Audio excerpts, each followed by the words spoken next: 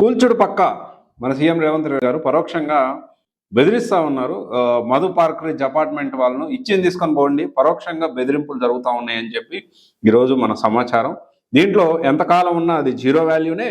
ఇచ్చింది తీసుకొని వెళ్ళిపోండి, దాని శానిటేషన్ లేదు, కార్మికులు చెత్త తీయరు, అండ్ దాంతోపాటు దోమలు పెరుగుతున్నాయంటే మూసి ప్రక్షాళన లేకనే. అండ్ సోషల్ మీడియాలో కూడా కొత్త చట్టం తెస్తాం అంటున్నారు. మూసి ఈసా నదులు బఫర్ జోన్లో దాదాపు భవన నిర్మాణాన్ని కూడా కూల్ చేస్తానంటే నదికి అటువైపు ఇటువైపు 50 మీటర్లు, ఒకవేళ నదికి సంబంధించిన నాల అయితే 10 మీటర్లు తర్వాత ఉన్నాయి కొలుసును, ఆ లోపల ఉన్నాయి కొలుస్తానని చెప్పి మాట్లాడడం జరుగుతూ ఉంది. అండ్ దీని కూడా ఏంటి అంటే 2012 నాటి చట్టం. Actually Madhu park ridge apartment అనేది 2007లో కట్టినట్టున్నారు, correct me if I'm wrong.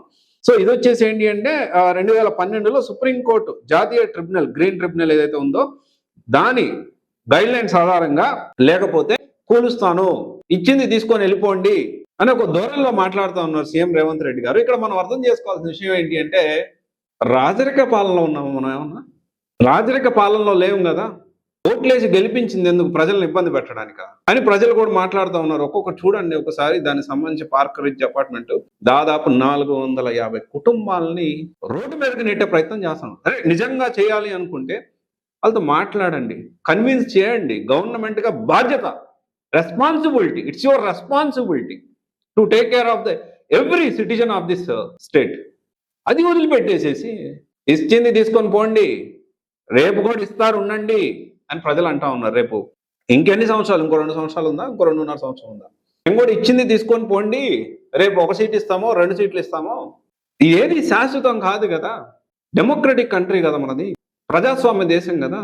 Social మీడియాలో కొత్త చట్టం తీసుకొస్తాను. ఏం చట్టం తీసుకొస్తారు చూద్దాం.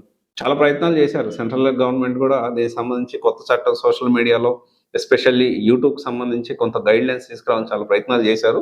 అది ఎంతవరకు ముందుకు వచ్చింది, ఎంతవరకు ఇంప్లిమెంటేషన్ జరిగిందని మనం చూస్తూనే ఉన్నాం. ఇక్కడ ఒక్కటే విషయం అర్థం చేసుకోవాల్సిన విషయం ఏంటి అంటే మీకు ఎందుకు ఓట్లేసి గెలిపించారు అని ప్రజల మీద కక్ష సాధిస్తున్నట్టుంది కదా. మీరు తీసుకున్న నిర్ణయం ఏదైతే ఉందో డెఫినెట్లీ మంచి డెసిషన్, కానీ అది అమలయ్యే విధానమే చాలా మంది రోడ్డు మీదకి లాగుతూ ఉన్నారు. మరి ఫాతిమా కాలేజ్ ఎందుకు కూల్చలేదు ఇప్పటి వరకు కూడా? ఎటుపోతా ఉన్నాం, ఎందుకు ఇదంతా? ఒక్కొక్కరు చూడండి, అక్కడ చూడండి, వెళ్ళి చూడండి.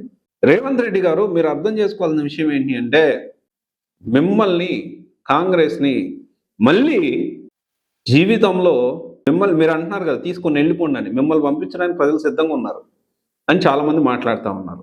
ఇది గమనించాలి. రేవంత్ రెడ్డి గారు కొంచెం దయ చూపండి, మరీ అంత హార్ష్గా ఉండొద్దు. వీళ్ళందరూ కూడా మీకు ఓట్లేసి గెలిపించిన వాళ్ళే కదా, ఓట్లేసి వాళ్ళని మంచిగా చూసుకుంటారనే కదా. కానీ ఇలా ఈ విధంగా ఇబ్బందులు గురి చేసి 450 ఇచ్చింది తీసుకొని పోండి అంటే అది ఎంతవరకు కరెక్ట్? వాళ్ళు కష్టం చేసి జీవితం మొత్తం, లైఫ్ మొత్తం కష్టపడి ఒక్కొక్క రూపాయి చేర్చుకుని దాదాపు 60% గవర్నమెంట్ రిటైర్డ్ ఎంప్లాయీస్, పెద్ద వాళ్ళు 80 సైంటిస్టులు కూడా ఉన్నారు రిటైర్డ్, 85 సంవత్సరాలు 90 సంవత్సరాలు వృద్ధులు ఉన్నారు. ఇదా మాట్లాడే తీరిదా, మీరు వ్యవహరించే తీరిదా అని చాలా మంది ప్రజలు మాట్లాడుకుంటున్నారు. దీన్ని మీరు గమనించాలి. మీరు తీసుకొని వెళ్ళిపోండి, మీకు ఇచ్చింది తీసుకొని వెళ్ళిపోండి అంటే వాళ్ళు ఇచ్చింది మీరు తీసుకోవాల్సి వస్తుంది. ఎలక్షన్స్లో త్వరలోనే ఉన్నాయి కదా, ఎక్కువ కాలం పర్మనెంట్గా రాజరిక పాలన కాదు కదా. ఆలోచన చేయాలి రేవంత్ రెడ్డి గారు. Thank you.